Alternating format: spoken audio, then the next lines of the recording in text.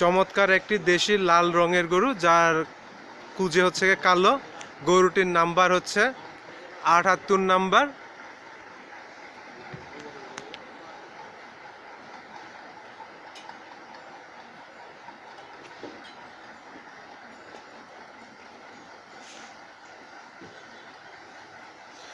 গরুটির live weight হচ্ছে 279 KG.